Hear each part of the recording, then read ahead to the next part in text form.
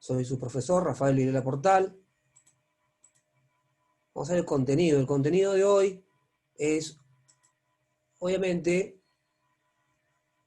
el concepto de texto discontinuo,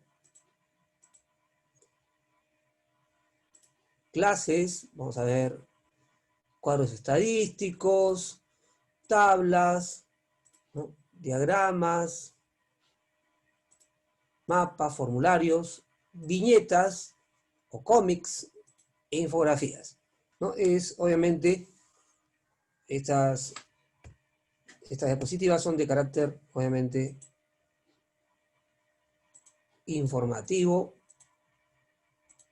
Vamos a ver. Bueno, a ver.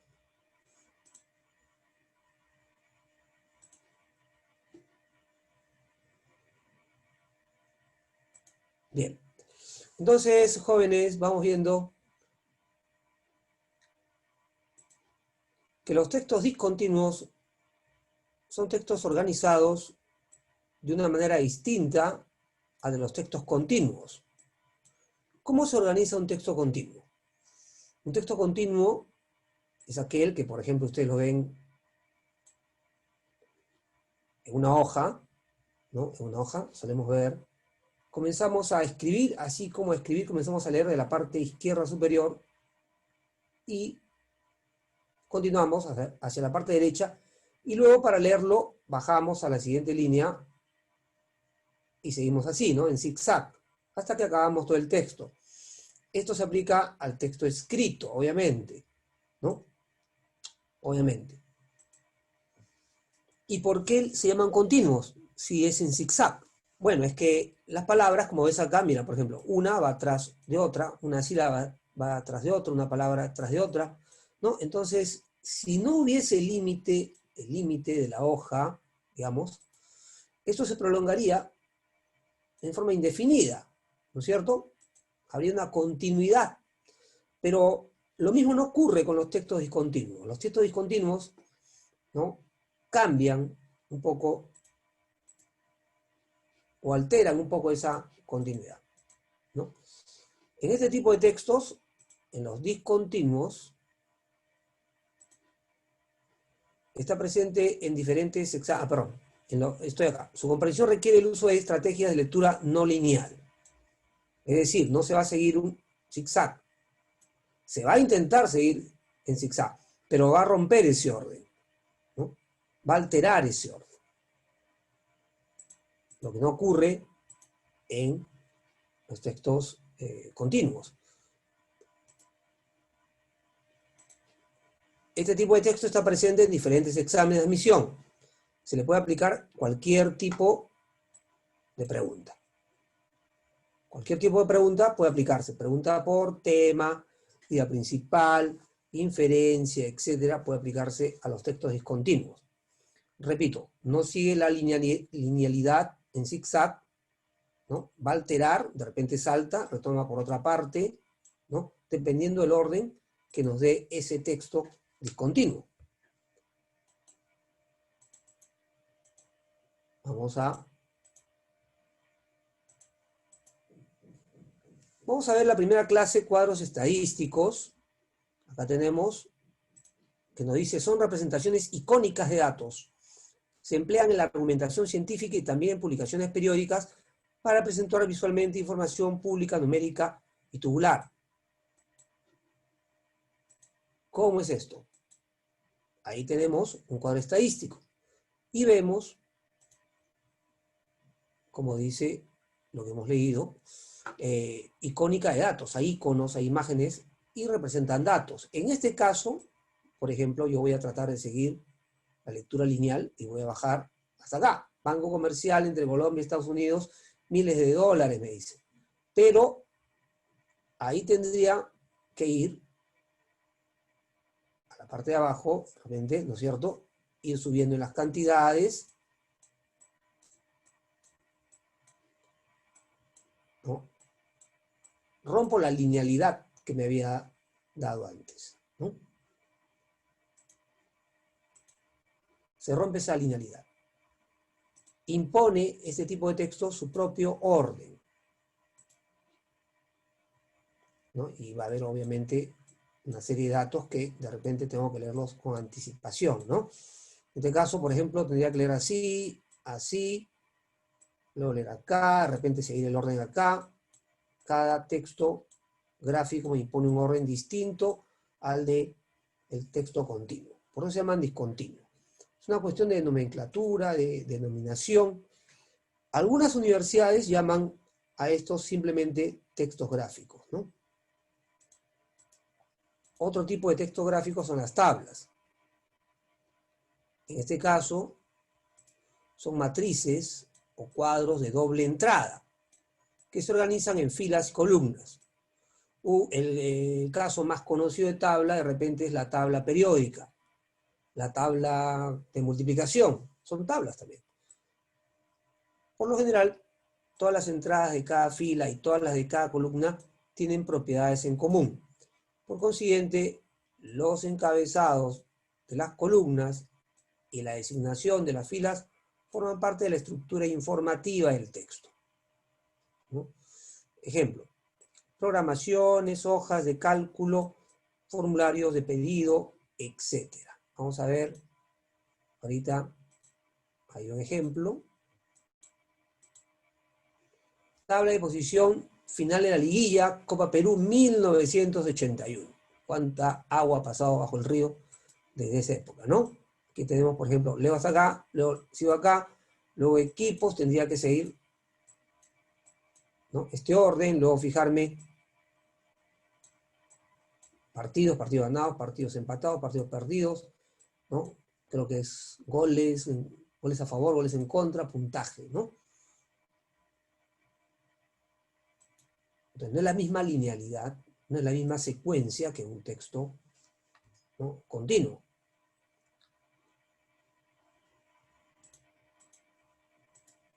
Diagramas.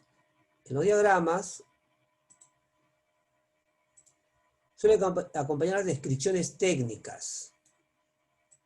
Por ejemplo, el funcionamiento de un sistema de interconexión de computadoras, por ejemplo, ¿no? Por ejemplo, para mostrar las piezas que forman un aparato doméstico también, nos pone acá un ejemplo.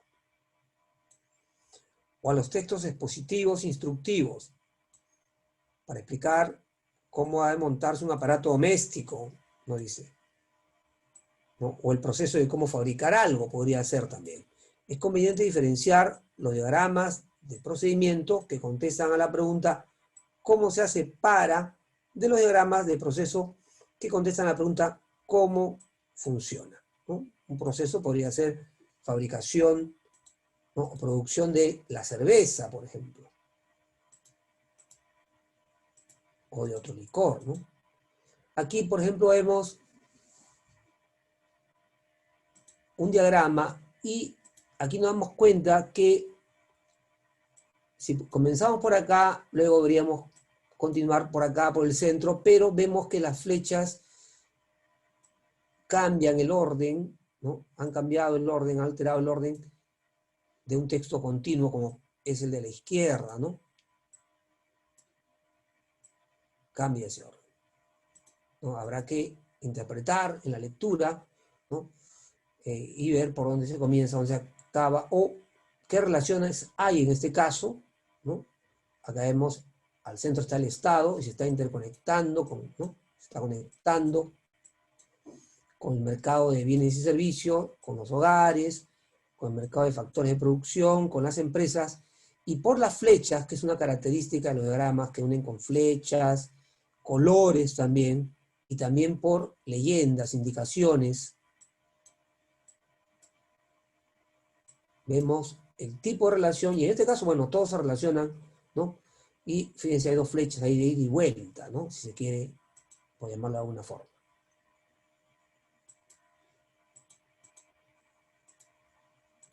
Mapas. Otro caso o tipo de texto gráfico son textos que muestran las relaciones geográficas entre distintos lugares. Y dentro de los mapas puede haber una gran variedad también. Hay mapas de tipo hidrográfico, orográfico, hidrográfico, ¿no?, de las cuencas de agua, ¿no?, orográfico, digamos, de la estructura, montañosa, ¿no? También hay mapas obviamente políticos, etc. Muestra las relaciones geográficas entre distintos lugares, ¿no? Dice. Hay numerosas clases de mapas. Están los mapas de carretera, que indican las distancias y los recorridos entre unos lugares determinados. O los mapas temáticos, ¿no? Dice, que indican la relación entre lugares, así como algunas de sus características sociales o físicas.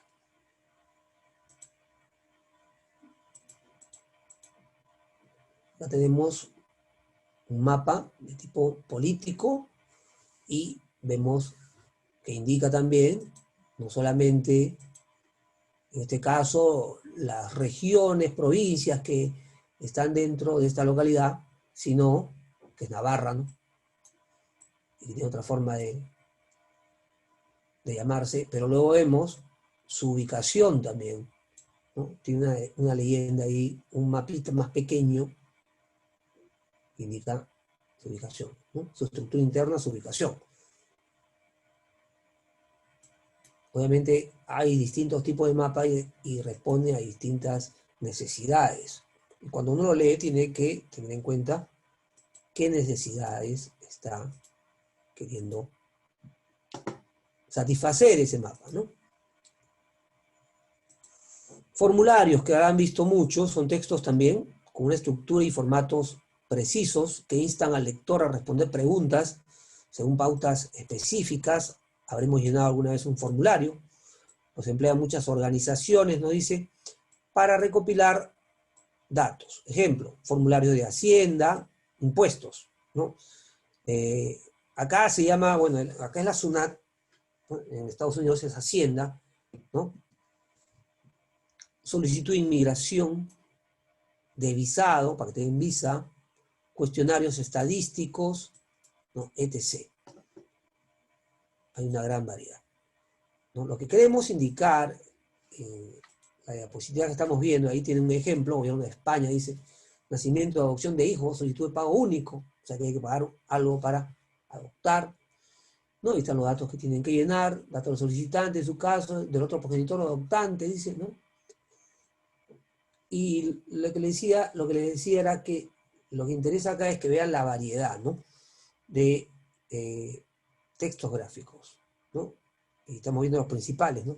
Un billete, como la vez pasada creo les dije, es un texto también, constituye un texto, ¿no? Claro, en un examen de admisión, difícil que, podría, no digo que no, pero difícil que pongan, ¿no?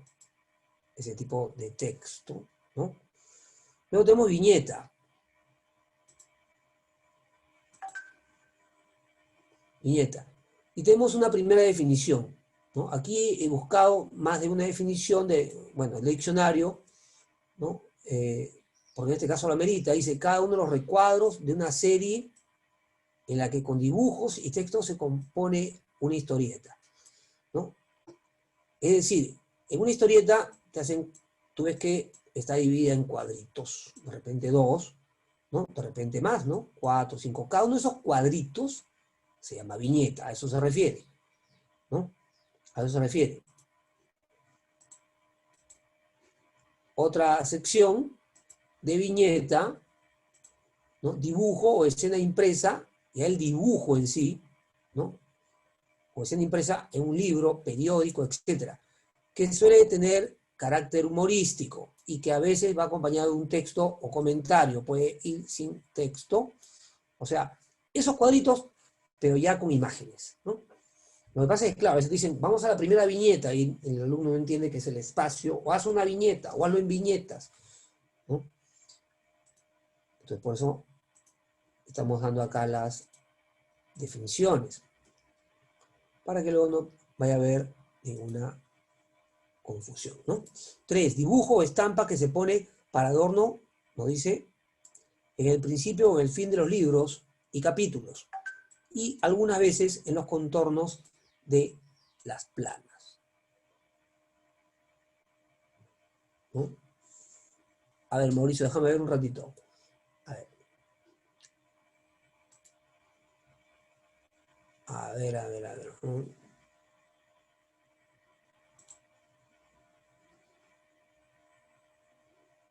Mauricio me pides ingresar, pero, a ver, no sé si... No aparece, se espera.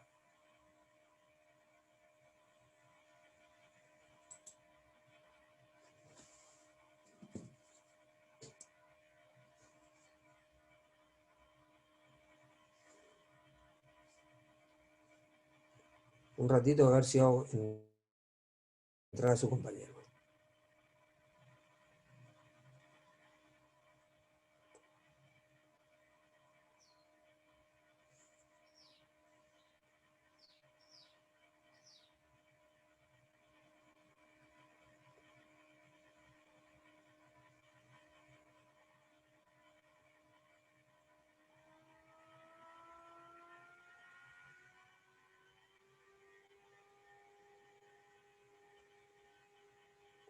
A ver, le estoy diciendo a ver si...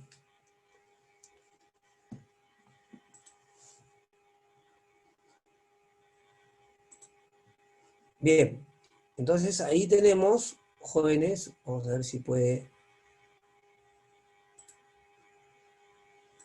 entrar Mauricio. Bueno, dice, dibujo de estampa, también el dibujo de estampa que se usan en libros. Aquí vemos una viñeta, solo una, ¿no? Solo trae un espacio, ¿no? Solo trae un espacio. Y esta tiene, de repente, esta viñeta de repente tiene un carácter humorístico, ¿no? Pregunta, ¿gripe? No, lo que queremos es que nos vacune contra la crisis, dice, ¿no? La crisis Z, lo dice, ¿no? Pues es una familia, ¿no? Obviamente es crisis Z, no sé si se refiere a epidemia, a esa película.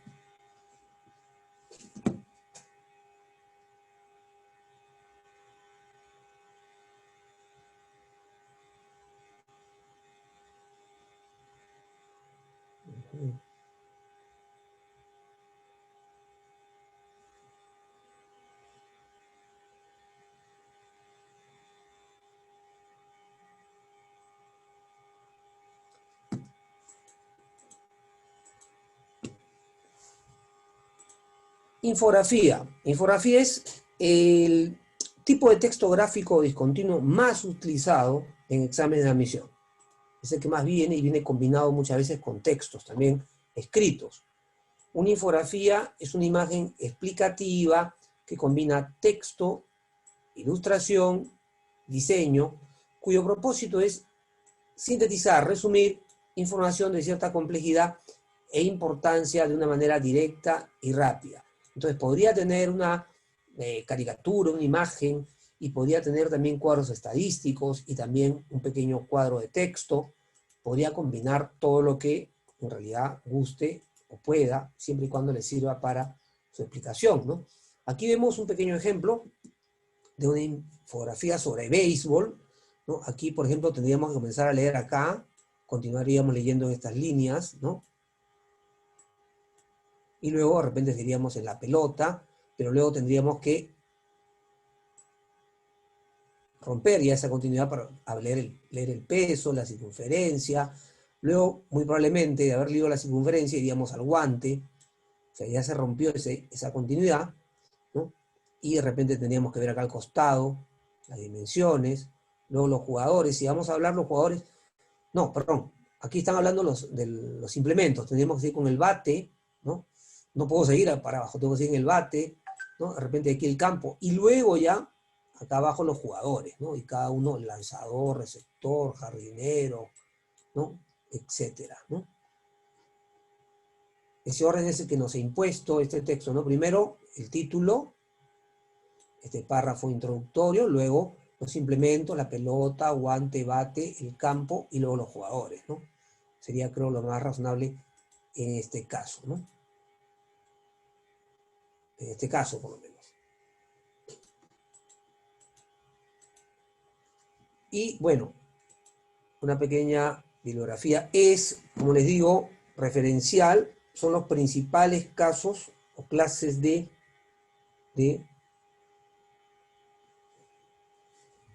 texto gráfico.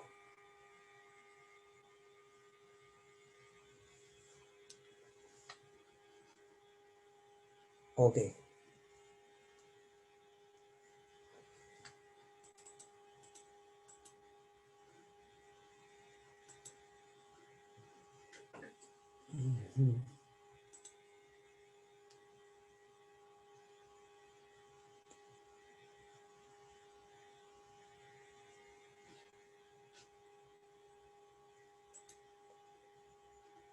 ¿No se me ha escuchado? Porque acá aparece mi micrófono activo.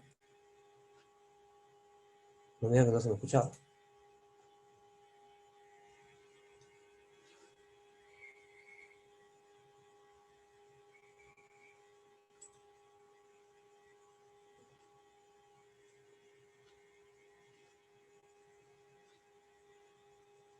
Sí se me escucha, ¿verdad, jóvenes?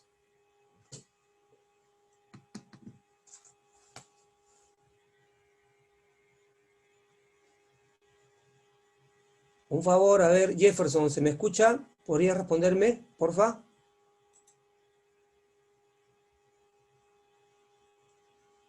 Sí se me escucha. Allá. Ok. Ya, quizá un momento se muteó, no sé.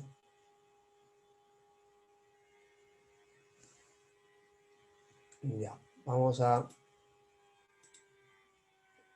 Bien, esa parte era, repito, para explicar los diversos textos, los principales, ¿no? Los principales. Un billete también, obviamente, puede ser, como le decía, ¿no? Puede ser también un texto gráfico. Vamos a...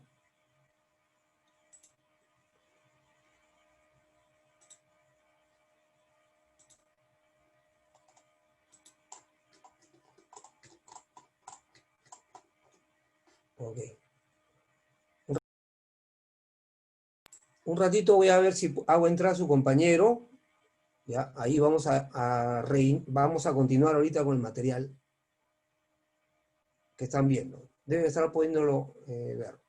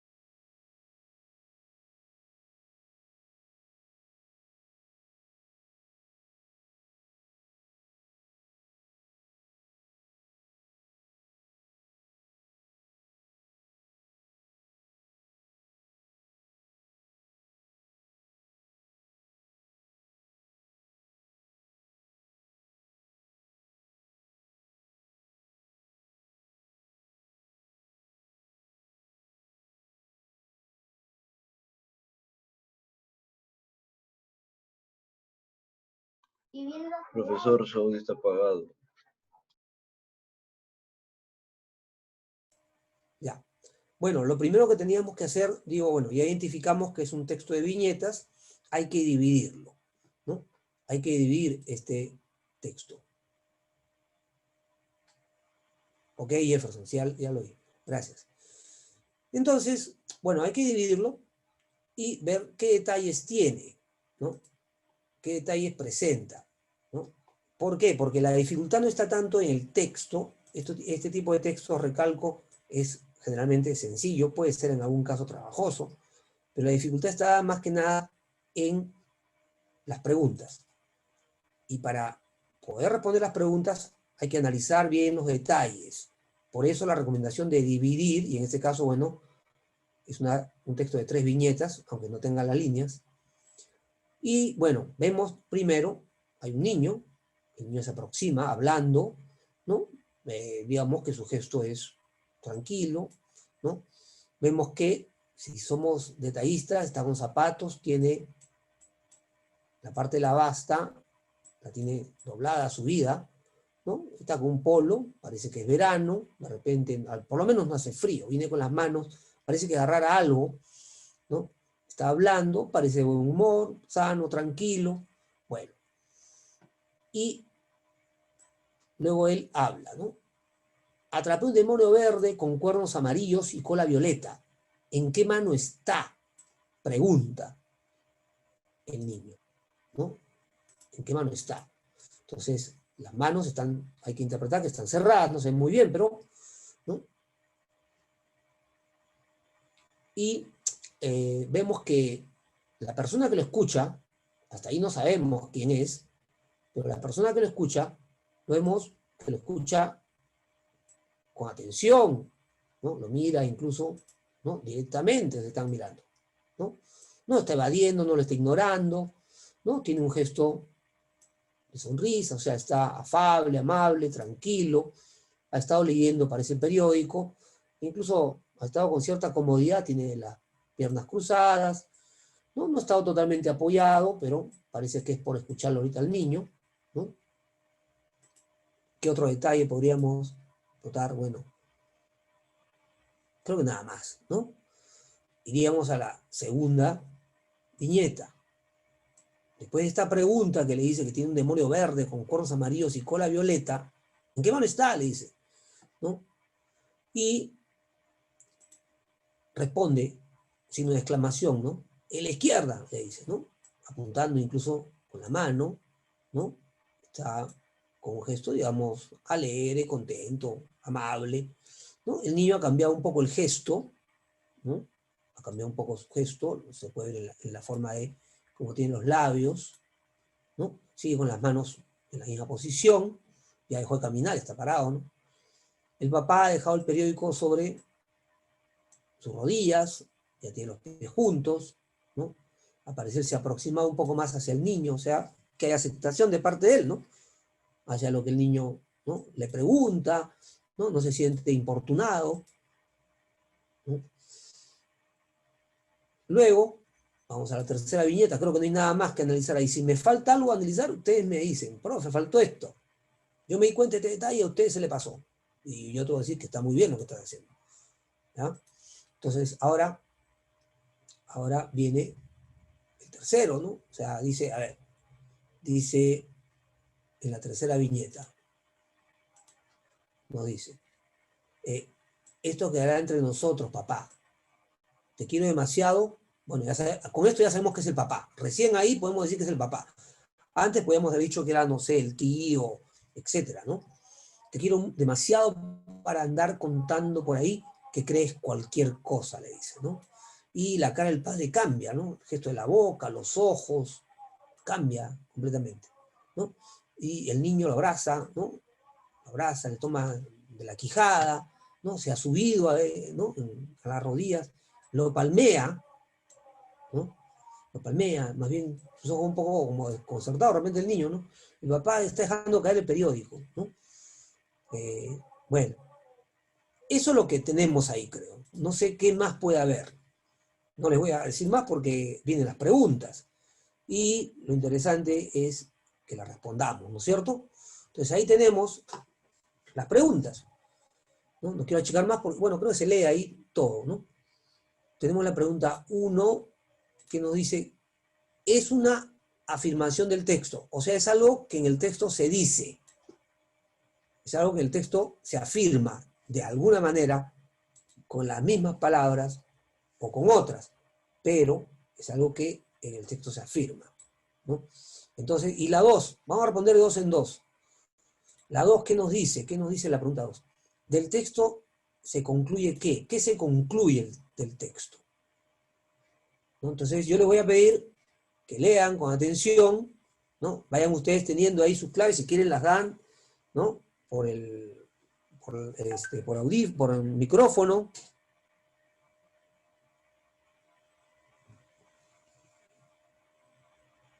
Y si gustan, pueden, obviamente, hacerlo por el chat.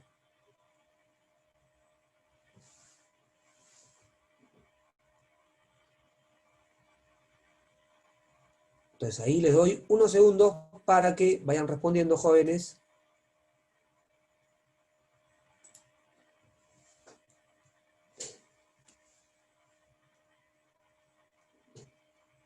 Vayan dando sus claves, a ver cuál sería, no está difícil.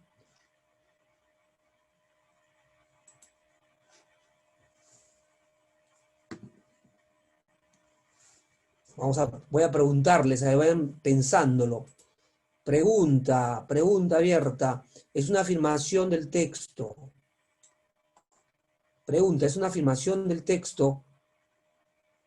A, el niño tiene afán de engañar a su padre, ¿eso se afirma en el texto? No confundamos que se pueda concluir, se pueda afirmar a partir del texto, es distinto. La pregunta ¿es una afirmación del texto? ¿Es una afirmación del texto? A ver, ¿qué opinan, jóvenes? A ver, envíen sus opiniones por el chat. A ver, ¿sí o no? ¿Se puede afirmar la A? ¿Es una afirmación del texto? ¿Es algo que se diga en el texto?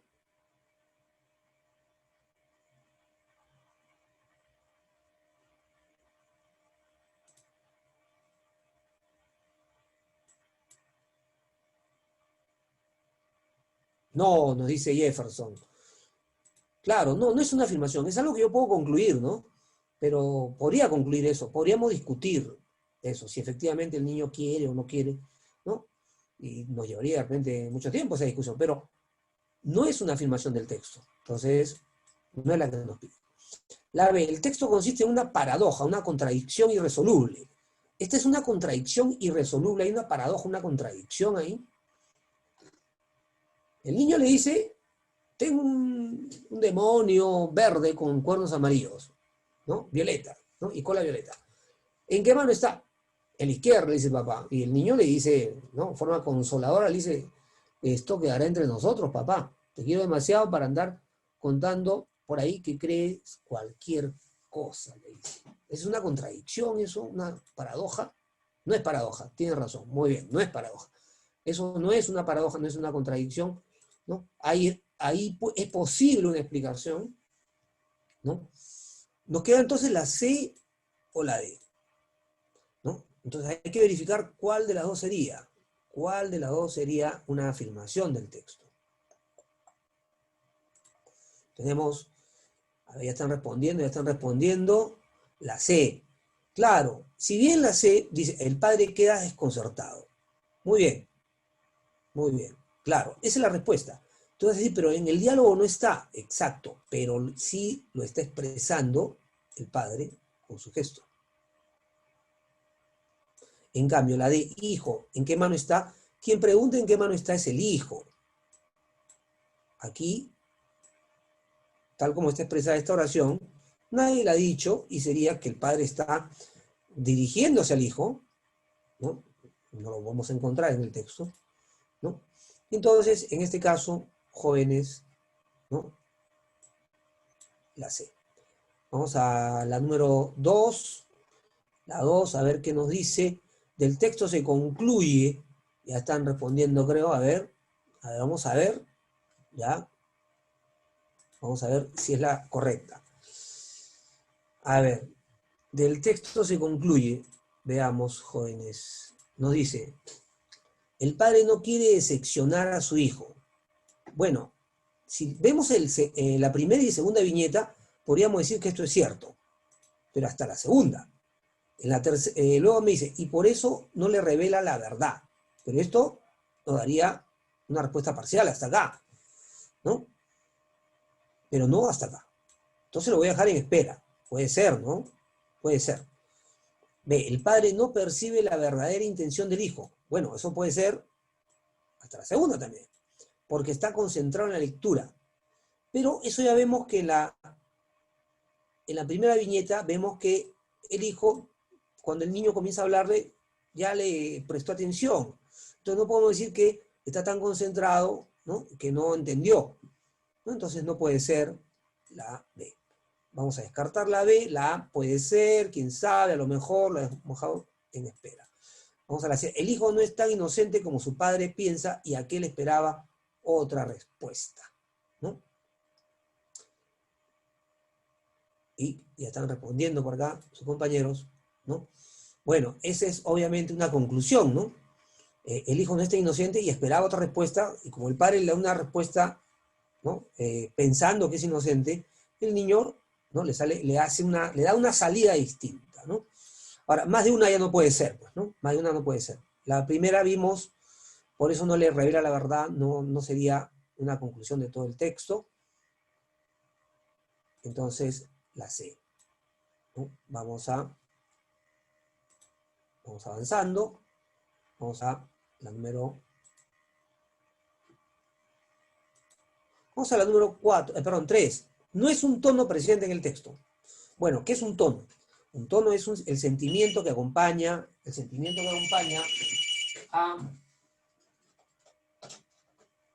que acompaña... Ese sentimiento que acompaña al texto.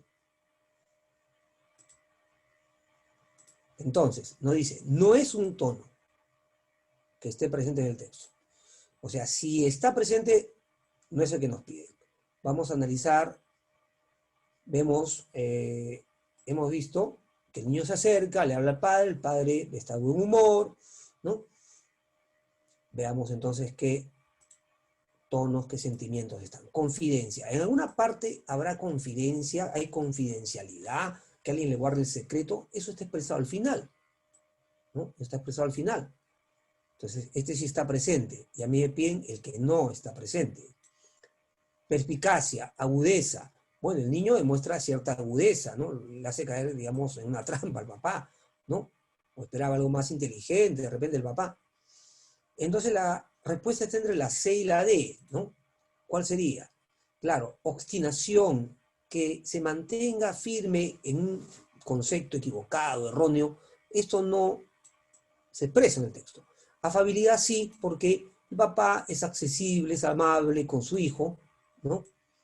Deja de leer para atenderlo, ¿no? Le presta atención. Entonces, en este caso, la C.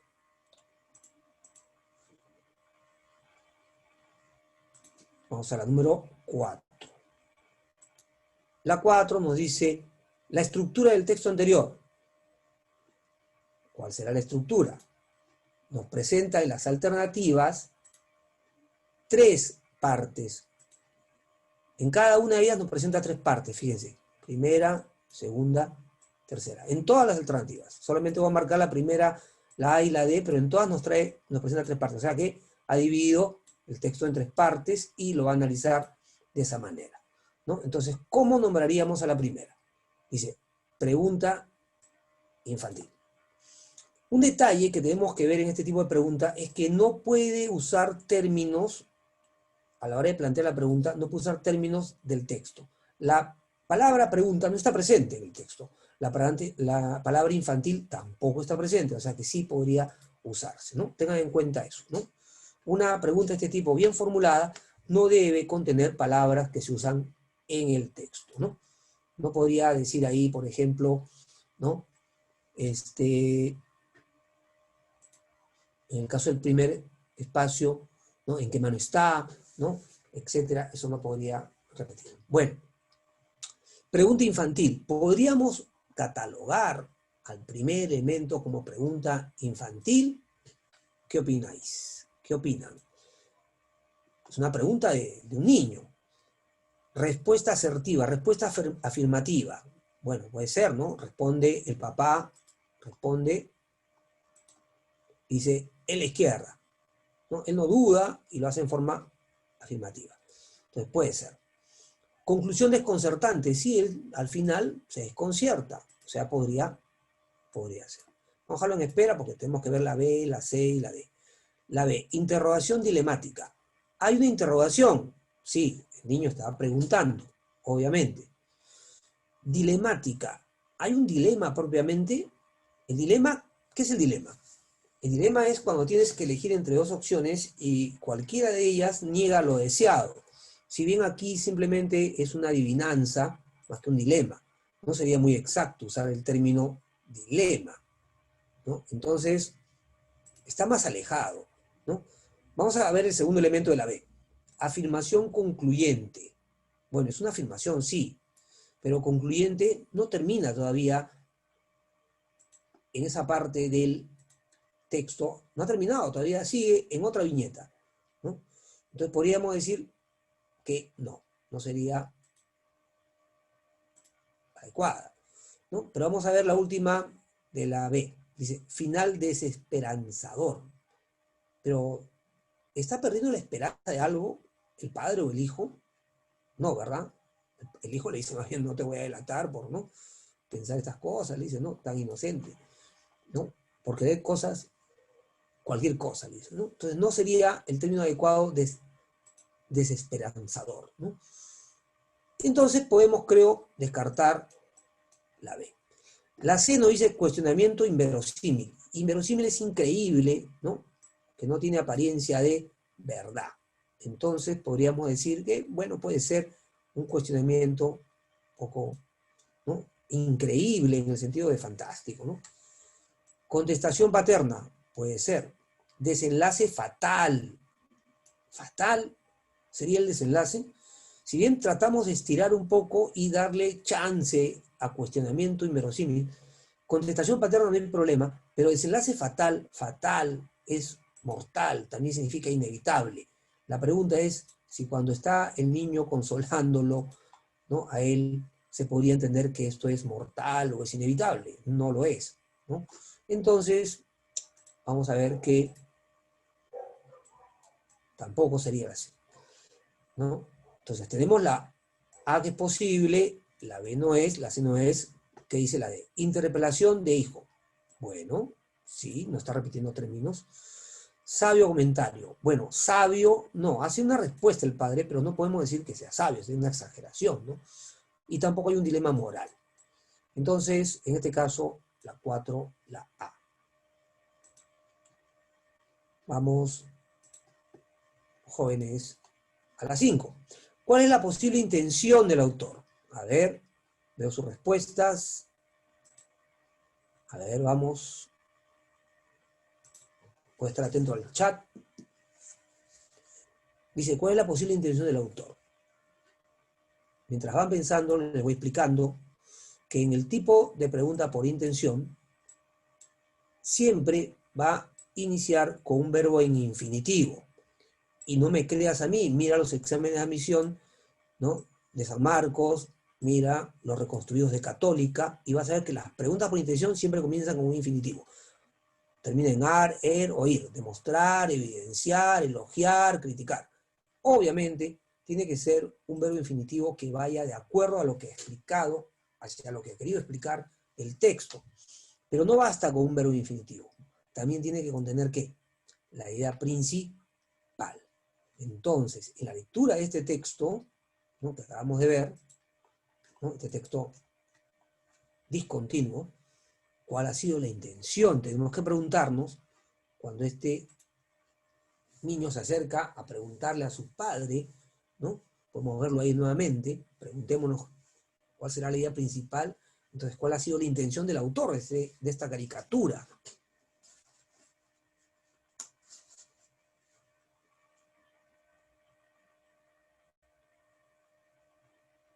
Entonces el niño se acerca con una pregunta infantil, inocente, ¿no? El papá le quiere seguir el juego, y el niño al final lo consuela, ¿no? Como diciendo, papá, ¿cómo puedes creer cualquier cosa? No te preocupes, te quiero mucho, dice, ¿no?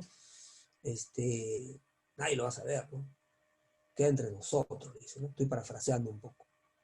Bueno, entonces, a ver, jóvenes, ¿querrá demostrar algo el autor? ¿Querrá evidenciar, elogiar o criticar? ¿Podremos descartar alguna de estas? ¿Alguno de estos verbos en infinitivo podría descartarse al menos uno? A ver, denme uno que descartaría. ¿Qué no está haciendo definitivamente? ¿Qué no hace el autor? Ahí veo respuesta en el chat. La de criticar, esa la elimino, María de los Ángeles, me dices, ¿no? La elimino. ¿A eso te refieres? ¿O crees tú que esa es la clave?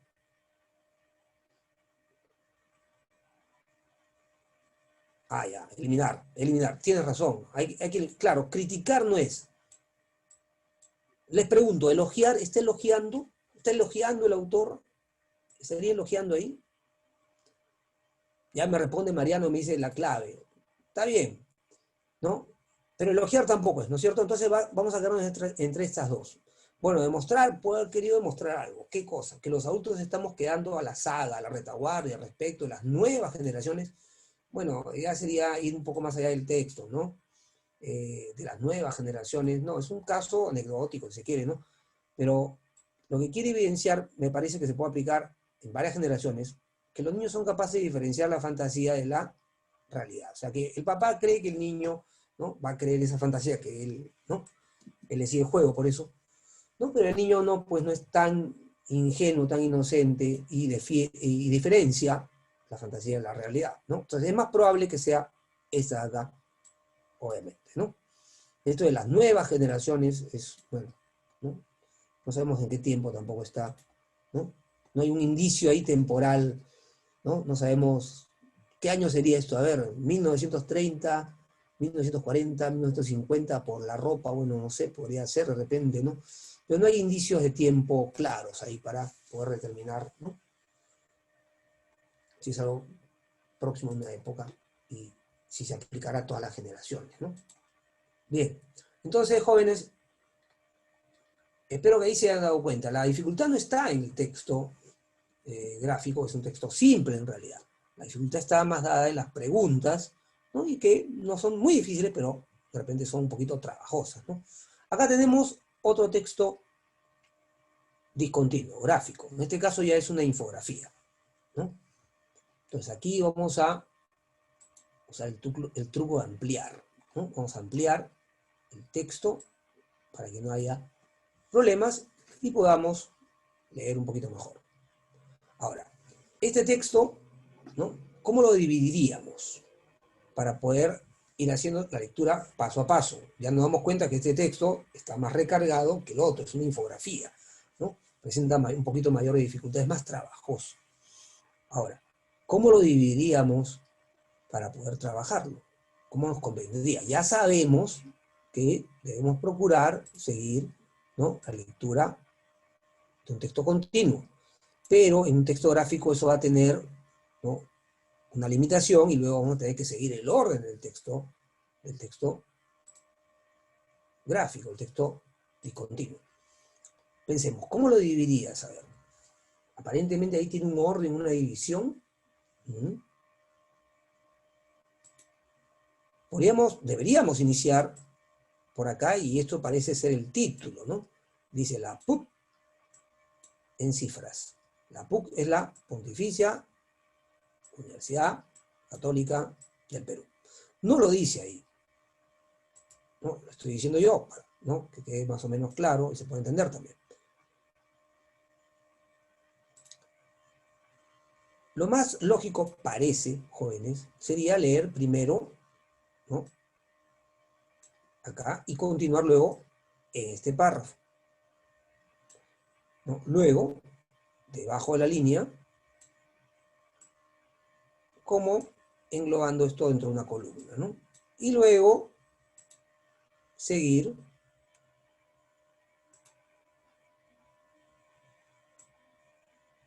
y luego seguir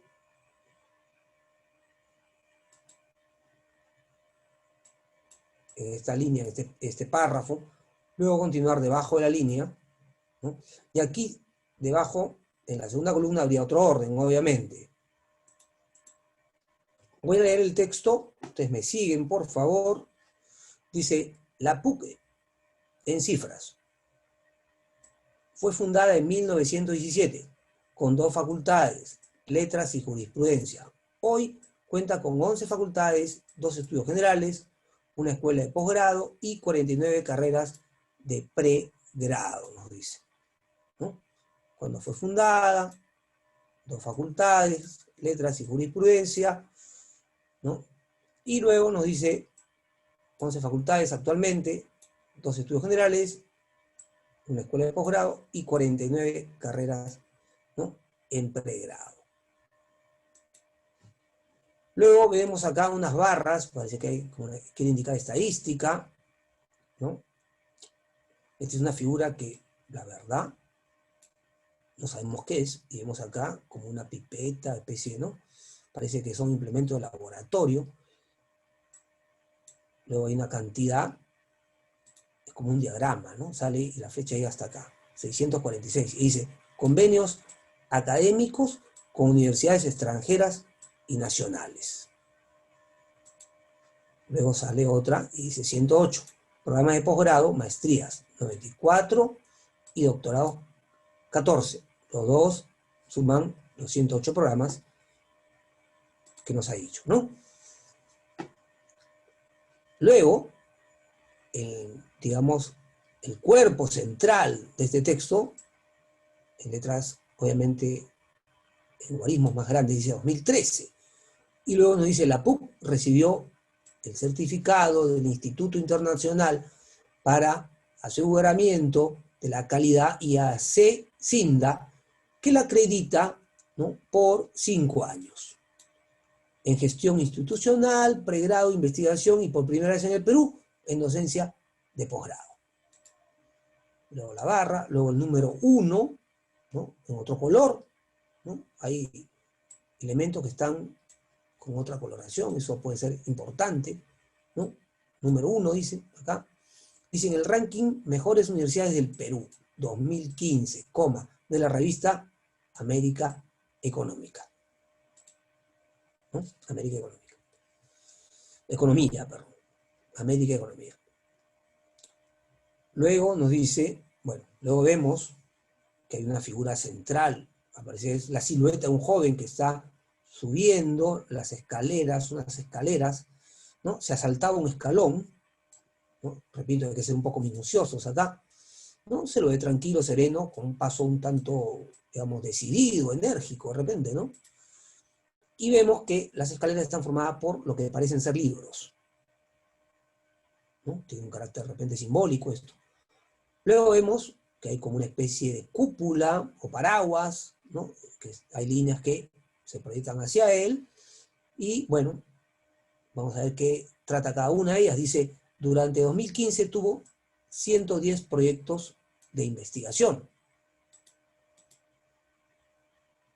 Y luego vemos otro círculo, se estrechan las manos, de ahí sale, ofrece 225 programas de educación virtual, ¿no? Y se relaciona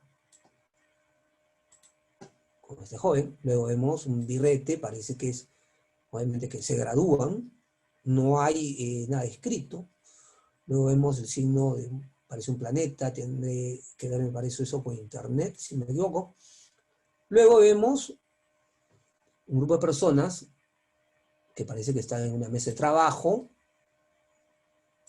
y dice, cuenta con 114 grupos de investigación, conformados por alumnos, exalumnos y profesores, ¿no? O sea, la comunidad universitaria está formada, ¿no?, por estos miembros, ¿no? Luego vemos un libro abierto, dice, alberga 17 centros e institutos de investigación de gran reputación, ¿no? Luego vemos acá también un planeta, perdón, ¿no? parece que quiere dar a entender que tiene un carácter internacional. Lo dice durante el periodo 2016-1, si no me equivoco, la PUC recibió 210 estudiantes extranjeros. Y luego, me parece que es una botella, esta es un implemento, estos de química, dice, dispone de 47 modernos laboratorios que atienden a investigadores de la PUC y prestan servicios externos.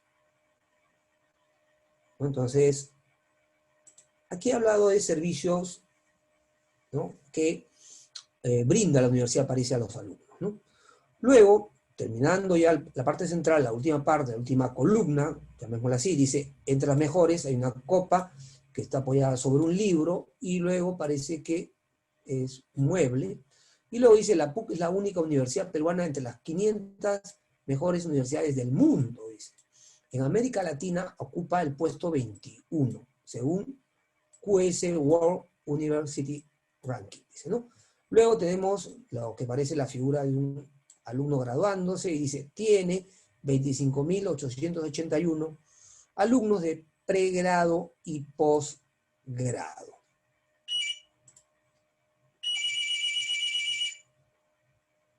Y luego, jóvenes, vienen las preguntas. Entonces vamos a checar un poco para poder responder, bueno, no tanto, para que se lea un poco las preguntas y puedan volver al texto. Ahí tenemos la pregunta 6. Del texto se infiere ¿qué? ¿Qué se infiere del texto?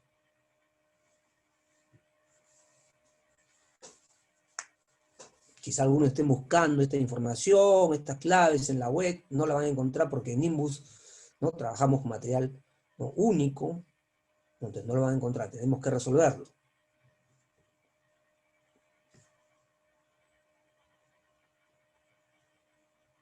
A ver, espero en el chat, si alguien se anima. Ya han acertado en varias, jóvenes, vamos. El texto se infiere. Recordemos que la pregunta de se infiere, ¿no?, hace alusión a información que no está expresada en el texto tal cual, pero que a partir del texto la puedo concluir. O sea, es una operación, obviamente lógica, ¿no? A partir de las premisas del texto concluyo algo del texto.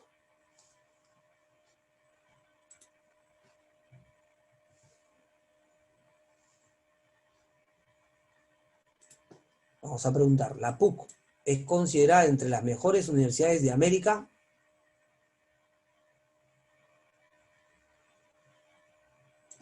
¿Se puede afirmar eso? ¿Se puede deducir? La B nos dice, en el 2013 la PUC, según un ranking, era la mejor del país. ¿Se puede concluir? ¿Se puede inferir? C, en la actualidad la PUC está acreditada en gestión de calidad. 2013, habla aquí de su acreditación, habla que dura 5 años, y estamos 2020. ¿Podemos afirmar que está acreditada? ¿Podemos afirmar lo contrario, que no está acreditada? Ya están dando su respuesta a sus compañeros. La C podemos descartarla porque es algo indeterminado, y algo indeterminado no se puede, obviamente, contestar como cierto. Lo que sabemos es que en el 2013, acá nos pone, fue acreditada, lo dice. Esta acreditación tiene un tiempo de validez de 5 años. Es decir, en el 2018 debió nuevamente revalidar su acreditación, y si no lo hizo, no tiene la acreditación. Pero no podemos afirmar, en base a la información del texto, porque no hay información más allá, no podemos decir que en la actualidad, ¿no?, está acreditada en gestión, en la actualidad. No podemos afirmar la C. Es algo indeterminado. Y cuando algo indeterminado me lo ponen como cierto, hay que responderlo como falso, ¿no? Entonces la C no puede ser. Vamos a ver la D. ¿La PUC ha sido evaluada por más de una institución? ¿Puede ser o no? Algunos me dicen la A. La PUC es considerada entre las mejores universidades de América.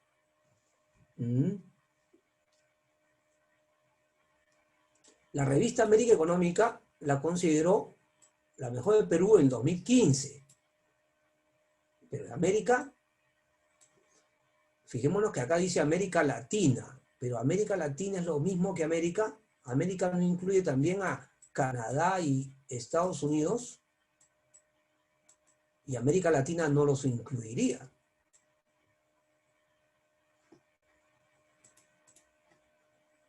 Entonces ya podemos descartar 2.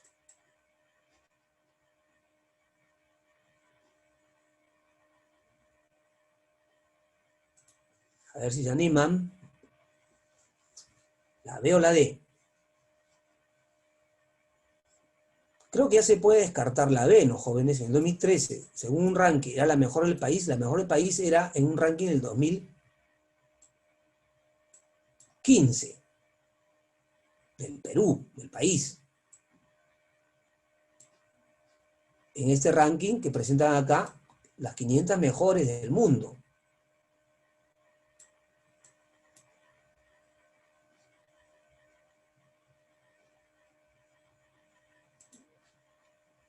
Entonces no corresponde el año 2015 con 2013, y acá no tenemos, ¿no?,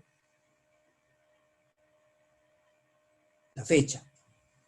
Falta ahí la fecha. Entonces no podemos determinar.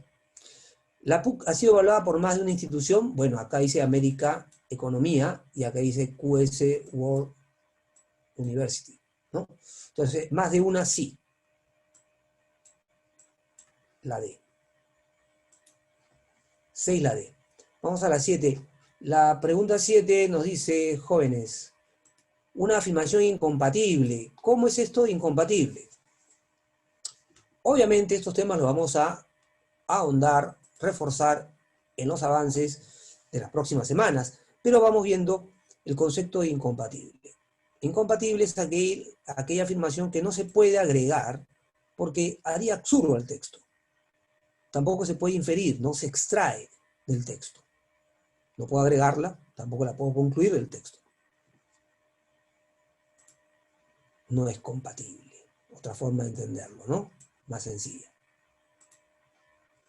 Una afirmación incompatible en el texto sería, vamos a revisar la D, la PUC suele hacer convenios con otras instituciones.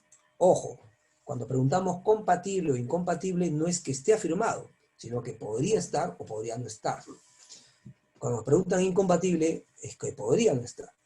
Podríamos agregarle que suele hacer convenios con otras instituciones. En base a lo que dice que hace 640, tiene 646 convenios académicos con universidades extranjeras y nacionales. Entonces podríamos decir que podríamos agregar esta información. Sí, podríamos agregarla. Sería compatible. ¿Cuál sería una que no se pueda deducir, inferir, o que no se podría agregar del texto? Vamos a mover un poquito para que revisen.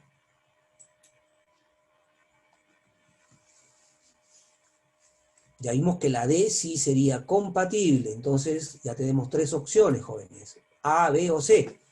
¿Cuál sería la incompatible?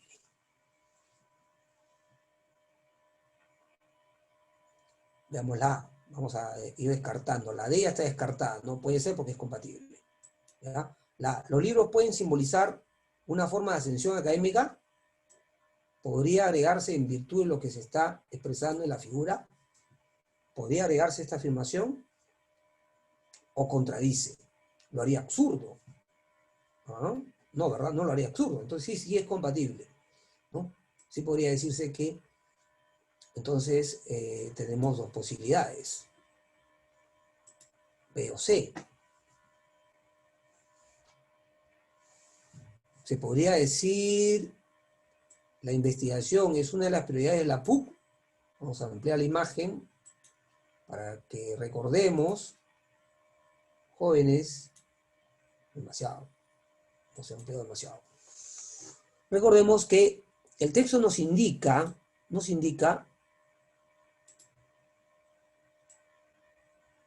que la universidad sí tiene actividad de investigación en más de 2 partes del texto. Dice que tuvo 110 proyectos de investigación, luego nos dice, cuenta con 114 grupos de investigación y al final alberga 17 centros e institutos de investigación. Entonces podríamos decir, se podría agregar que una de sus prioridades es la investigación. Bueno, sí, sí se podría. Y con eso, jóvenes, creo ya prácticamente quedaría en la 7 la B. ¿Sería incompatible la B? El gráfico fue elaborado antes de 2016. ¿Por qué sería incompatible? Bueno, como les dije, detalles. En los textos gráficos, detalles, ¿no? Son lo que mandan, los detalles. Si recuerdan, bueno, si no recuerdan, se lo voy a recordar, acá está, miren. Dice, durante el periodo 2016 recibió 210 estudiantes extranjeros. Entonces no pudo haber sido elaborado antes del 2016. Tiene que haber sido elaborado o en el 2016 o después. Se dan cuenta que analizamos cada uno de los elementos, ¿no? Y por eso les decía, textos gráficos no son difíciles, sí pueden ser laboriosos, como en este caso, ¿no? Entonces, la 7, jóvenes, la B, es incompatible. Y ya vimos por qué. Vamos a la número 8. La pregunta 8 dice en el texto la palabra acredita. Este es el tipo de pregunta de palabra o frase en contexto. Y aquí me piden, se puede reemplazar por, primero, hay que ubicar dónde está la palabra acredita, ¿no? En los textos escritos, por ejemplo en San Marcos, suelen ponerlos en negrita al término, ¿no? En Católica a veces suelen hacerlo. No es obligatorio que lo pongan en negrita, ¿no? Pero en este caso, creo que sabemos dónde está, y nos piden cuál puede reemplazar. Para que reemplace, tiene obviamente que tener la misma, el mismo género, número, para que pueda concordar también. Si vamos al texto, término acredita está ubicado acá. Y cuando nos preguntan, este tipo de pregunta, de palabra o frase en contexto, se lee de inicio a final.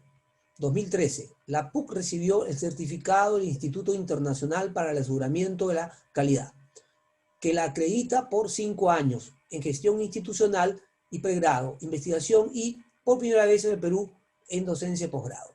Entonces, la acredita. ¿Cómo se reemplazaría en este contexto? ¿Cuál podría reemplazar? Vamos a la 8. Garantía.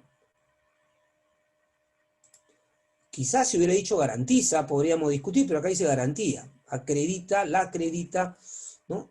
Y garantía son categorías distintas, no podría reemplazar. Respalda. La respalda, hay una institución que le esté respaldando o la institución le da un certificado, como dice el texto, le da un certificado para que demuestre. Presenta, la está presentando, no sería lo adecuado, ¿verdad? Certifica, sí, la está certificando para que pueda, obviamente, dar los servicios. Vamos a la 9. En el texto se afirma. Otra vez el tipo de pregunta de se afirma en el texto. Ya sabes que puede usar las mismas palabras o puede usar palabras diferentes. Puede parafrasear. La idea es que diga el mismo sentido, ¿no? Y en la 10 nos preguntan un subtema que no trata, en el texto es, ¿cuál es el subtema que no se trata, ¿no? En ese texto? Pregunta 9, vamos por la pregunta 9, pero sus respuestas, en el texto se afirma, a ver, vamos a estar atentos al chat.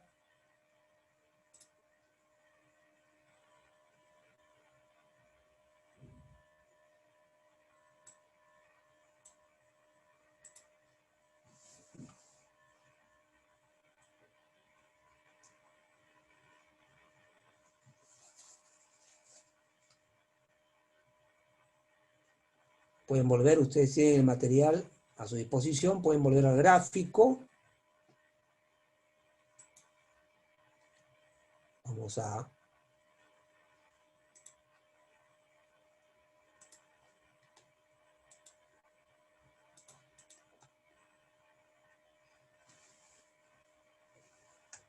tratar de que entre toda la imagen.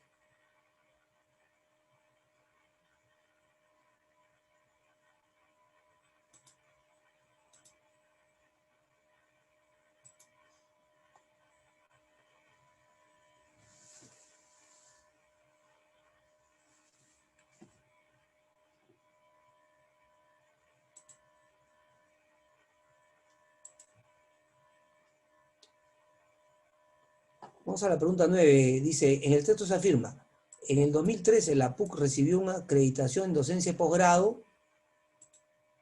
Podemos ver. En el 2013 nos dice, recibió una acreditación en docencia de posgrado. Sí, eso afirma el texto, ¿verdad? Entonces podemos decir que la 9, la A, es correcta. Pero tenemos que revisar, obviamente, ¿no? Tenemos que revisar las demás. Si bien la A es correcta, ¿no?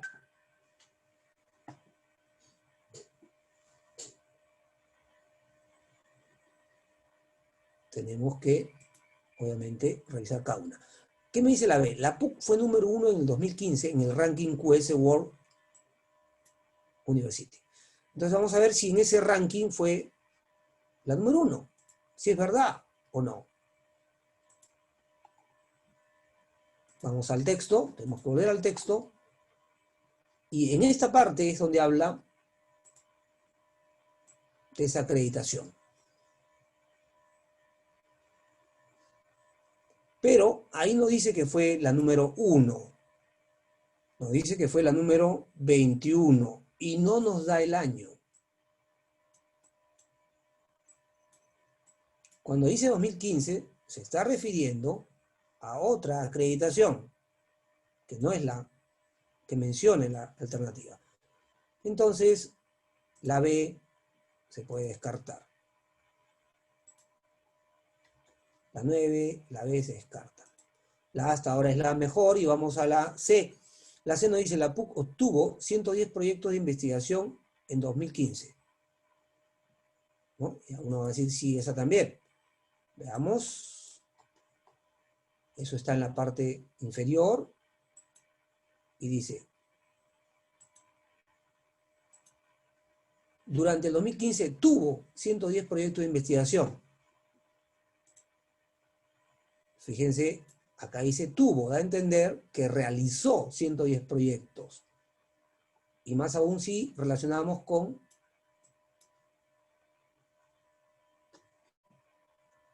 los centros de investigación y etcétera, que afirma el texto, ¿no? Pero vemos que en la C nos dice obtuvo, y esa es otra idea porque nos da la idea de que compró proyectos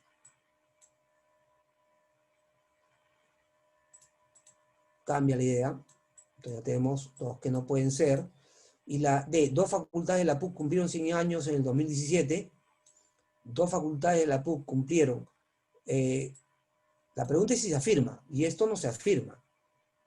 Podrán decirme algunos, pero se puede deducir, ya. Y esto vamos a intentar reducirlo de el inicio. Vamos al inicio. Acá. Dice, con 2 facultades. Fue fundada en 1917 con 2 facultades. Letras y jurisprudencia. ¿Ok? Entonces, profe, podríamos deducir que en el 2017 esas 2 facultades cumplieron 100 años. Podríamos deducir eso si en el texto nos diera información que la universidad todavía funcionaba en el 2017 y si todavía funcionaba, si aún funcionaban esas facultades. Y del texto no podemos llegar a esa inferencia. En todo caso, digamos que sí, que sí se podría llegar, no es una afirmación del texto, ¿no? La pregunta es por afirmación. Entonces, sí afirma el texto, sí afirma el texto, se está afirmando que en el 2013 fue acreditada, entre otras cosas, en docencia de posgrado. Eso sí. Entonces, vamos a ver la pregunta. La 9, jóvenes. Entonces tenemos la A. Y vamos a la 10. La 10. Que lo voy a hacer un poquito, a ver, más rápido. Un subtema que no se trata en el texto. Programa de educación virtual, creo que es claro, ¿no? A un número elevado, incluso dice, ¿no? De educación virtual, ¿no? Si gustan, lo verificamos. Vamos a verificarlo rápidamente, que la A sí es un subtema, ¿no? Está aquí, lo vemos. Dice 225 programas de educación virtual. Entonces, creo que no hay nada que discutir ahí. Ese sí es un subtema. La B, investigación, más de una vez lo hemos visto, y convenios también, o sea que estas dos sí son subtemas, ¿no? C o D. ¿Cuál sería la que no trata? Obviamente la C. Si bien insinúa que hay egresados, no sabemos cuántos son anualmente, esto no se sabe, es algo que no se desarrolla. El texto de alguna manera insinúa por los birretes que aparecen, ¿no? Pero no, obviamente, anualmente no se sabe cuántos, es algo que no desarrolla. Cantidad de programas sí ha dicho, ¿no? Cuántos programas, facultades, etcétera.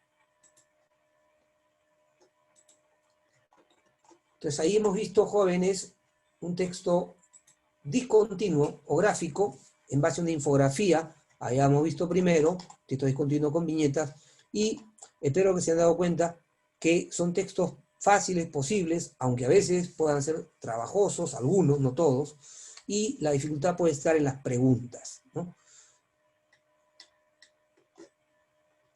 ¿No? Y ocurre que algunos subestiman, hay que tener cuidado, ¿no?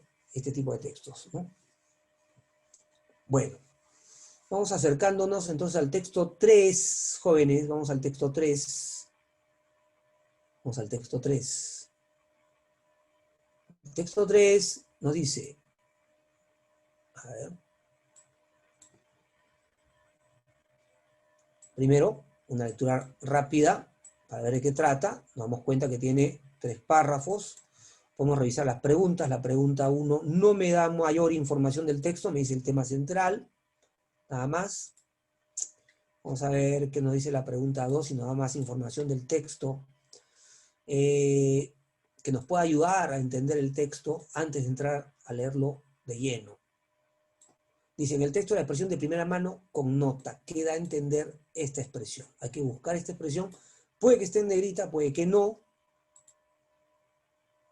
Vamos a la pregunta 3. Una idea incompatible respecto a lo señalado en el texto es que, hasta ahora vemos que la única que nos da algún indicio de lo que viene en el texto es esta pregunta, ¿no?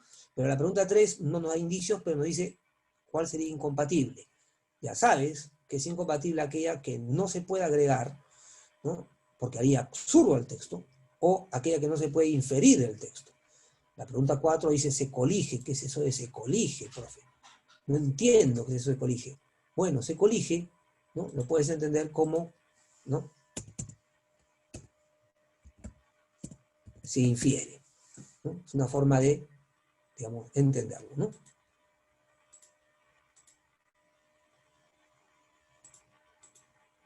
Se infiere. Se infiere, entonces, jóvenes, del texto que la historia sobre la existencia de la Atlántida. Profe, aún así no entiendo qué se colige, no entiendo qué se infiere, se deduce. Es decir, que no tiene que estar en el texto, pero a partir de lo que dice el texto yo puedo concluir una afirmación de acá, ¿no? Esa es la idea básica de se infiere, ¿no? Y la pregunta 5 es una pregunta de extrapolación. al ojo, sobre todo en San Marcos, las preguntas de extrapolación vienen con el condicional sí. El condicional sí no lleva tilde, lleva punto, nada más. Expresan una condición. Si llegas temprano, te doy un premio. Si no llegas temprano, no te doy un premio. Por eso el sí es solito, no va acompañado del no. Si llegas temprano, tienes premio. Si no llegas, ¿no? Es una condición, ¿no? Si me llevas rosas, accederé a hablar contigo. Le pone la condición ella, ¿no? De que le lleve rosas, ¿no? Bueno, entonces acá hay una condición. Si los geólogos hubiesen descubierto una masa terrestre en el lecho del Atlántico, si hubiese ocurrido esto, me dice, o sea que en el texto ya me va a entender que no ha ocurrido, ¿no? O sea, esta pregunta ya me va a entender que esto no ocurrió, pero me dice, si hubiese ocurrido, ¿qué conclusión nueva habría o qué cambiaría en el texto? ¿No? ¿O qué suposición nueva tendría yo que hacer en base al texto? Entonces le voy a dar un tiempo, jóvenes, para que lean el texto, lo leemos juntos, ¿no? Le doy un minuto y medio, lean el texto, lo voy a ampliar un poquito más, van leyendo el texto, y en breve lo leo con ustedes.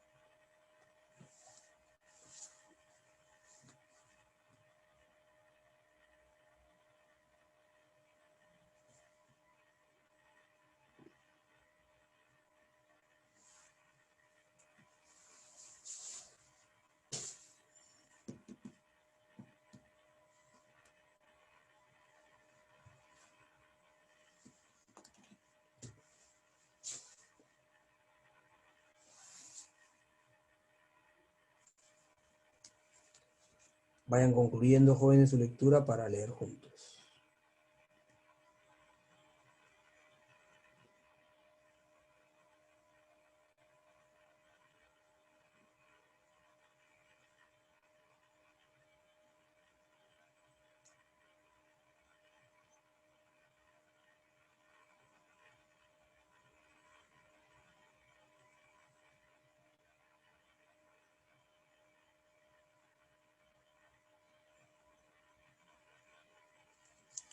Bien, vamos a leer juntos, jóvenes. Nos dice, era una tierra ubérrima. ¿Qué significa esto de ubérrimo? Tenemos que tratar de comprender al máximo, obviamente, ¿no? Y siempre trabajar con un diccionario, ¿no? Muy rico, productivo, se aplica a terrenos, a territorios, ¿no? Se pueden tener ubérrimo. Dice luego, bendecida por una vegetación exuberante, o sea, abundante, copiosa, y por la existencia de valiosos yacimientos donde yace, donde descansan, donde se concentran, ¿no? Minerales, por ejemplo, ¿no? Yacimiento tiene la raíz de yacer. Entre ellos, los de plata y oro. Entonces dice que era una tierra con muchos recursos, ¿no? Luego dice, su pueblo gozaba de un alto nivel científico y cultural, o sea que era también una sociedad desarrollada, no solamente, era una civilización desarrollada, no solamente tenían riquezas naturales. Luego dice, el nombre de ese fabuloso reino, ojo que fabuloso puede ser entendido como extraordinario y también como fabuloso como falso, ficticio, ¿no? Hay que tener cuidado como lo usan aquí, parece ser que es extraordinario. Dice, y de su gran ciudad es Atlántida, de la cual la única descripción que nos ha dejado la antigüedad, y ojo, que aquí el texto está diciéndonos que es la única descripción. de la cual la única descripción, ¿no? Es un término muy específico, ese de única. Entonces hay que tenerlo en cuenta, ¿no? Voy a marcarlo nuevamente. Dice, que nos ha dejado la antigüedad, es obra del filósofo griego Platón y data, esa única descripción, del año 347 a.C. O sea, estamos hablando, ¿no?, de unos más de 2300, ¿no?, 60 años. Dice, pero ni siquiera Platón es un testigo de primera mano. Y ahí está la frase por la cual nos habían preguntado, ¿no? Dice, ni siquiera él es de primera mano, ¿no?, como testigo, ¿no? ¿Por qué dicen esto? ¿Por qué dice de primera mano? ¿Qué quiere dar a entender? ¿No? Vamos a ver, dice, el filósofo Platón no hizo más que repetir los relatos escritos por un viajero ateniense. O sea, repitió los datos escritos de Solón, quien a su vez repetía lo que había oído contar a los sacerdotes egipcios. Entonces, la descripción, la única que hay, es de Platón, pero él ha escrito lo que repitió de otros escritos del ateniense Solón, quien a su vez escuchó estos relatos, ¿no?, de los sacerdotes egipcios. Ahí acaba ese párrafo que habla un poco de esa descripción, la única descripción que hay sobre Atlántida. La historia narrada por Platón indica que la Atlántida era una gran nación, pero que entró en un periodo de decadencia. Su pueblo entonces cayó en abominables formas de corrupción. Corrupción es descomposición, como ustedes deben saber.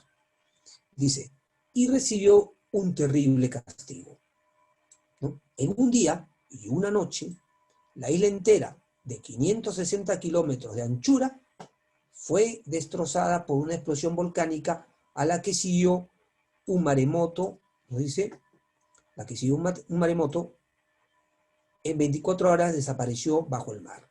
Platón situaba este trágico momento en la historia de la Atlántida en un periodo que hoy podemos fechar en el 9600 antes de Cristo, ¿no? Estamos hablando de más de 11.000 años atrás, ¿no?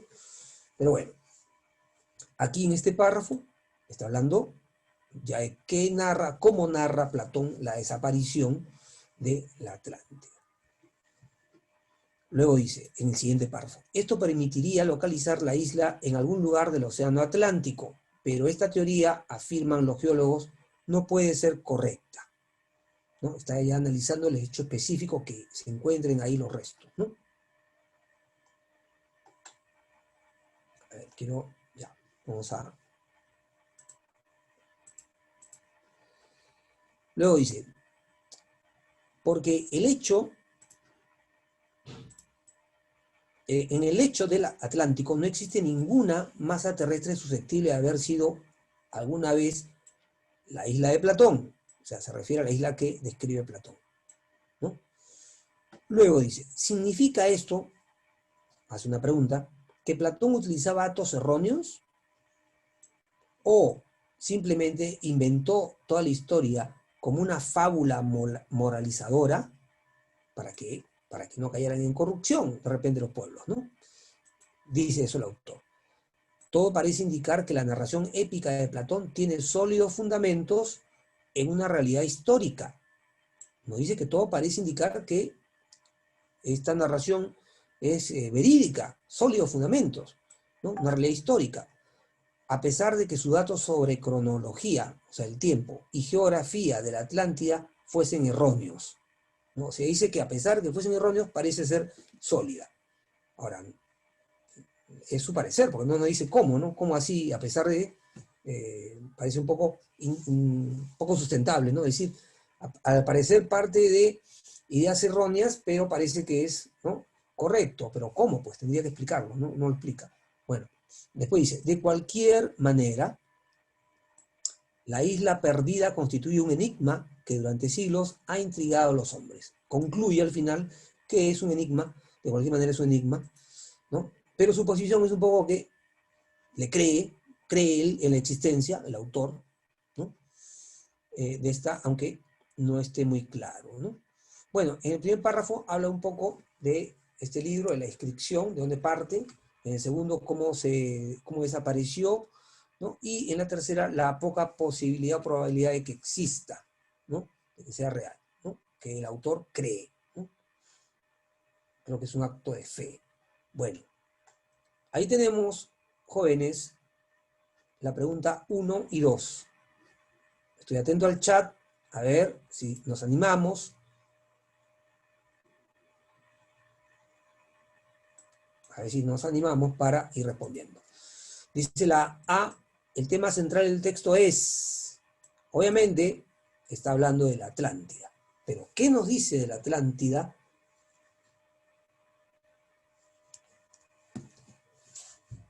Será la A, las catástrofes que ocasionó la desaparición del fabuloso reino de la Atlántida. Se centra en la catástrofe que la produjo, en la explosión volcánica. Aquí habla el texto, podemos decir que desarrolla solo esto, o específicamente esto, o fundamentalmente esto, este aspecto.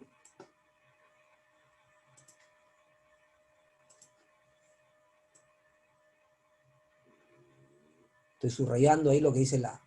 ¿Podemos decir que esto es lo central en el texto? La B nos dice, los malos argumentos que sostienen la teoría de la existencia de la Atlántida, habla de que pueden ser erróneos, ¿no? Se pregunta el autor si son erróneos, y lo dice, si fuesen erróneos, la pregunta es, ¿se está centrando en esos? Bueno, acá en la B lo llaman malos argumentos. La C dice, la historia sobre la existencia de la Atlántida, habla de la Atlántida, obviamente, sobre su existencia, y lo manifestado por Platón, que acá lo vuelve a reiterar el autor, ¿no? En más de una parte, habla de este filósofo, y lo que él narra, ¿no? Como lo narra, es muy probable la C. Vamos a ver la D, las investigaciones que giran en torno a la existencia. ¿Habla de investigaciones? No, yo la descartaría porque no se centra en investigaciones, no habla de investigaciones, para comenzar. La E, los avances científicos y el desarrollo cultural de la desaparecida Atlántida. Si este fuera el tema central, tendríamos que poder responder por lo menos un avance científico, ¿no? O varios, ¿no? Dice los avances científicos, ¿no? No se centra en ello. Si bien lo puede haber mencionado, la C. Vamos a en el texto de la expresión de primera mano con nota. Ojo, la expresión de primera mano. Solamente está acá.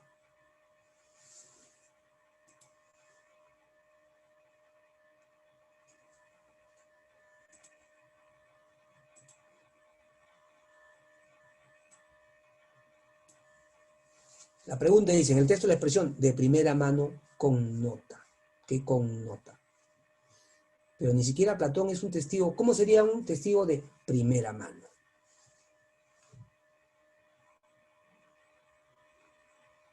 ¿Qué connotaría esta expresión? A ver, espero sus respuestas, jóvenes.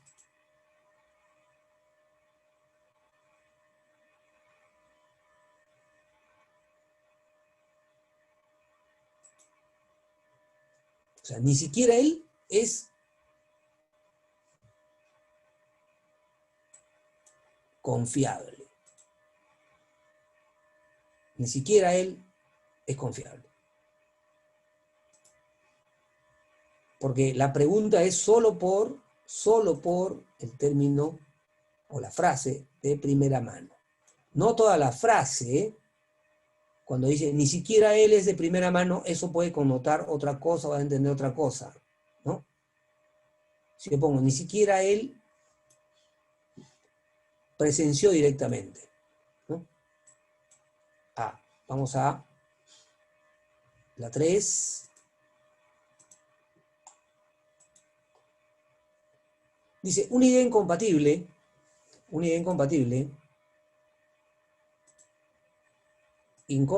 respecto a lo señalado en el texto es que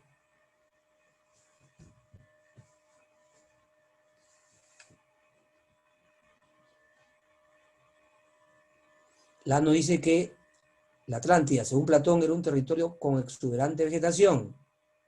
Esto es compatible, lo vimos al inicio. Nos detuvimos unos segundos a ver que era exuberante, copiosa. Era una ubérrima tierra, comienza diciendo, ¿no? A ver, saltemos, ya vemos que la A es compatible. A ver, vamos rodeando, vamos a saltar hasta la E a ver si la E es compatible. También dice, la historia de la existencia de la Atlántida está envuelta en un halo de misterio. Bueno, no dice que esté en un halo de misterio, dice que es un misterio, pero sí podría entenderse, ¿no? Si sería compatible. Entonces tenemos compatibles la A y la E. Tenemos tres posibilidades, jóvenes. ¿Cuál sería incompatible? La B nos dice, los geólogos confirman la supuesta historia de la Atlántida narrada por Platón. La C, la desaparición de la Atlántida narrada por Platón fue de una manera súbita, violenta, repentina. ¿Se puede decir eso? ¿Sería compatible? La D dice, los únicos datos que describen la existencia de la Atlántida provienen de Platón. Los únicos datos, fíjense que subrayamos. ¿Es compatible? Sí. Tenemos entre la B y la D, C.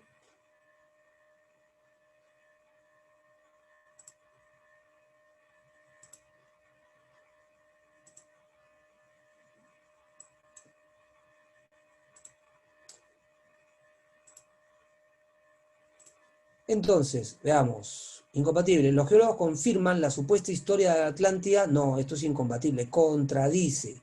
Es una incompatibilidad llamada fuerte porque contradice al texto. Dice que los geólogos confirman. Confirman, veamos si confirman. Veamos qué dice el texto sobre los geólogos. Lo podemos ubicar.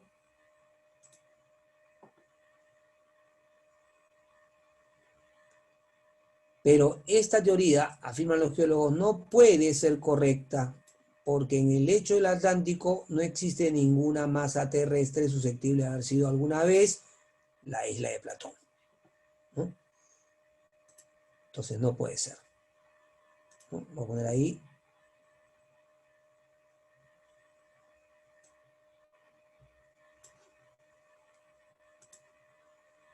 No puede ser correcta, dice. Entonces contradice, obviamente. Entonces la pregunta número 3 sería la B. Vamos a la 4. Se colige el texto que la historia sobre la existencia de la Atlántida. Y la 5, si los geólogos hubiesen descubierto una masa. A ver, vayan respondiendo. Le doy tiempo para la 4, a ver si se animan.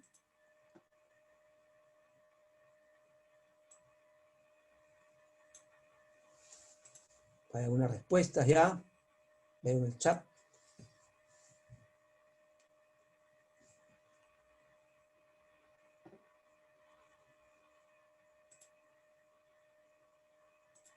La pregunta dice, se infiere, se colige que la historia sobre la existencia de la Atlántida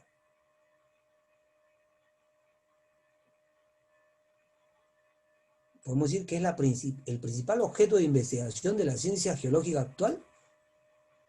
No, que sea un tema que tenga que ver con la geología, no quiere decir que esto la convierta en el principal objeto de estudio de esa ciencia, ¿no? Entonces no se puede inferir de eso. B, ha ocasionado una serie de discusiones en todas las áreas científicas. Bueno, se habla de la geología, y podríamos entender la historia en base al texto, pero no podemos concluir que en todas las demás áreas científicas. C, fue creada por Platón para corregir las acciones de sus conciudadanos. Esto el tesis lo propone como una hipótesis. Se pregunta el autor, posiblemente esto, dice, ¿no? Quizá lo hizo para, ¿no? Vamos a ver en qué parte está esta hipótesis que se plantea esta pregunta. Dice, se pregunta, o simplemente inventó toda la historia como una fábula moralizadora. Es una pregunta que se hace, pero ¿se puede inferir que efectivamente lo hizo Platón para eso? Obviamente no, del texto no hay indicios para eso, ¿no? La,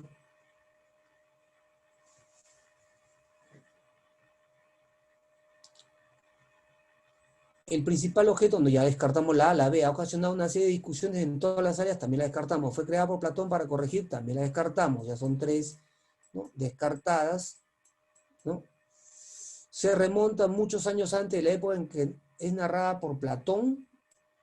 Bueno, puede ser, podría ser confirmada por los científicos dentro de algunos años. Dice que no hay indicios, así que no vemos cómo. No hay indicios de que en el lecho marino haya, ¿no?, un pedazo de tierra para poder decir que ahí estuvo, ¿no? Se remonta muchos años antes, sí. Dice que en el año, en el año 300 antes de Cristo, aprox, ¿no? Tiene una fecha aprox, ¿no? Esta es la única descripción que hace Platón.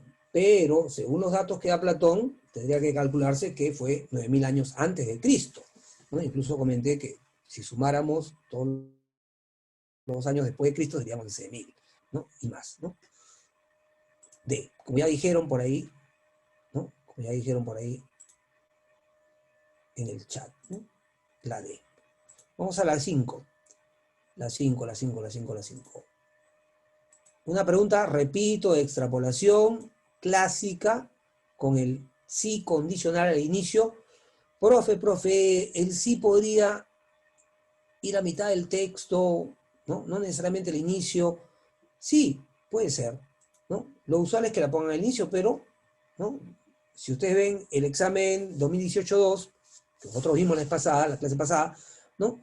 Hay dos textos de extrapolación. Uno que tiene justamente el condicional, ¿no?, en la parte central de la pregunta, no al inicio, y otro que sí lo tiene al inicio, ¿no? Bueno. Si los geólogos hubiesen descubierto una masa terrestre, los geólogos nos dicen que no se confirma porque no hay una masa terrestre. Si la hubiesen descubierto, ¿qué pasaría? ¿La geología habría devenido una de las ciencias más relevantes y rigurosas? No, obviamente su rigurosidad, al menos, no depende de que hayan confirmado un hecho específico, depende de los métodos que utilicen y cómo los apliquen. La B, se confirmaría que la Atlántida ha sido una de las tierras más ricas. Se podría confirmar la existencia de la Atlántida, pero que haya sido rica y fértil es parte de la leyenda. Tendría que hacerse, ¿no?, ahí, de repente, estudios, ¿no? Pero no por el hecho de que hay, ¿no?, una masa terrestre nada más, ¿no? C, entonces vamos a dejarla en espera esta de acá, poco probable, por esto que no se puede confirmar esto de acá, ¿no?, en base a ese dato, ¿no? Vamos a ver, tratando clave sus compañeros. La C, la historia sobre la Atlántida seguirá siendo el mayor enigma. El mayor enigma, no sé dónde sacan eso del mayor enigma. Dice que es un enigma, que está rodeado de enigmas, pero el mayor enigma, ¿no? ¿Por qué tendría que ser el mayor enigma? En base al texto. No hay datos, ¿no? La D, Platón habría sido igualmente cuestionado por sus descripciones geográficas. Hubiese sido cuestionado de repente en cuanto a la Atlántida, pero por sus descripciones geográficas. No me dice el texto que haya sido cuestionado por ello, ¿no? Hubiera sido creído o no, pero cuestionado tampoco me dice, ¿no? La E, probablemente la historia narrada por Platón tendría mayor credibilidad. Claro, si hay una masa terrestre, mayor credibilidad podría haber tenido, ¿no? La E, ¿no? La E. Bien, vamos a matar súbitamente, jóvenes, nos quedan unos minutos. Vamos a leer el texto corto, 3 párrafos, ¿no? Una lectura veloz, rápida, ¿no? Aconsejable, ¿no? Que, bueno, yo lo dejo, generalmente lo dejo libremente a los alumnos, pero una lectura veloz debe llevarles algo así. Sigan este ritmo del puntero, sigan el ritmo del puntero, así. Puedes hacerlo con un lápiz, si estás con un papel, ¿no? Lo tienes impreso ya. Esa velocidad más o menos, ¿no?, deberías tratar de alcanzar, ¿no? Más rápido no es muy conveniente, ¿no? Pero una lectura así, yo puedo leer: la ludopatía es un trastorno reconocido por la Organización Mundial de la Salud. Sé que el sujeto ahí la ludopatía, ¿no? Sin embargo, me dice, esta no fue la primera vez que como categoría y con el nombre de juego patológico se reflejó en los ámbitos profesionales. Hasta ahí ya sabemos que está hablando de la ludopatía. Luego, en el siguiente párrafo, pueden hacer también esto, ¿no? Leer el inicio de cada párrafo, y acá dice: evidentemente, la existencia del trastorno aparece hace muchos siglos. Ya sabemos que el trastorno debe ser la ludopatía. Hoy en día, dice, ¿no? Hoy en día, dice el tercer párrafo, gracias a los estudios recientes podemos afirmar que la ludopatía es un trastorno de comportamiento que consiste en la pérdida de control. Entonces ya tenemos una idea de lo que trata, ¿no? Y bueno, ya el tiempo no nos va a alcanzar para hacer este texto, ¿no? Pero fíjense, está hablando de la ludopatía, cómo fue clasificado por la Organización Mundial de la Salud y también por la Asociación Americana de Psiquiatría, APA, ¿no? Y que se planteaban algunos criterios para su definición, ¿no? Y ahí acaba. Y luego dice, evidentemente, la existencia del trastorno aparece hace muchos siglos, probablemente con la actividad de asistir y participar de manera habitual en los juegos de apuesta. A pesar de ello, una definición exacta ha necesitado de la extensión del trastorno y de la presencia de un poder científico dispuesto a hacerlo. Y luego, ya concluyendo, hoy en día, gracias a los estudios recientes que ha mencionado en este párrafo, ¿no? Dice, podemos afirmar que la ludopatía es un trastorno del comportamiento que consiste en la pérdida de control en relación con uno o más juegos de apuesta. Tanto se incide en las dificultades que supone para el individuo dejar de jugar cuando está apostando, como si nos referimos a mantenerse sin apostar definitivamente en aquel juego o en otros. Entonces, básicamente está hablando de la ludopatía, ¿no? La lectura rápida, ¿no? La puedes practicar y te puede ser de mucha utilidad. Eso lo vamos a ver también, ¿no? Más adelante. La 1 nos dice principalmente el texto trata sobre,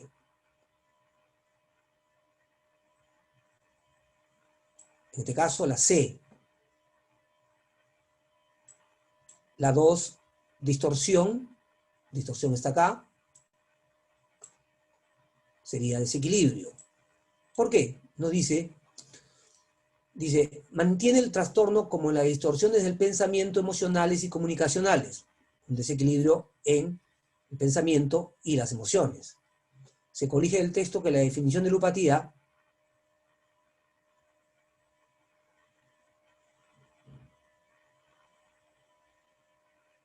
C sale de esta parte. A pesar de ello, la definición exacta ha necesitado de la extensión del trastorno y de la presencia de un poder científico dispuesto a hacerlo. Y luego nos da ya la definición que actualmente está prevaleciendo. Resulta incompatible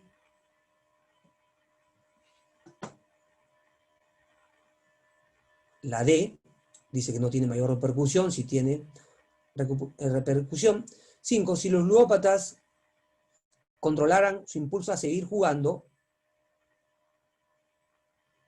C, dejaría de ser considerada una adicción. Bien, jóvenes, hemos cumplido con la clase hoy día, ¿no? Ha sido un placer tenerlos, gracias por su participación y nos estamos retirando. Cualquier duda, ya saben, me la hacen llegar, ¿no? Y si por el tiempo faltó alguna clave, también me la pueden preguntar, ¿no? Por los mecanismos que ya conocemos. Gracias. Hasta la próxima. Nos estamos viendo. Me voy despidiendo, jóvenes. Chao. Nos vemos. Muy bien, profe, cuídese. Chao, Mariano. Nos vemos. Chao, Merly, Jefferson, María Los Ángeles, Andrea. Chao, nos vemos. Hasta la Hola, próxima. profesor, gracias. Chao, cuídense. Gracias por su participación. Chao, profe. Muy bien. Chao.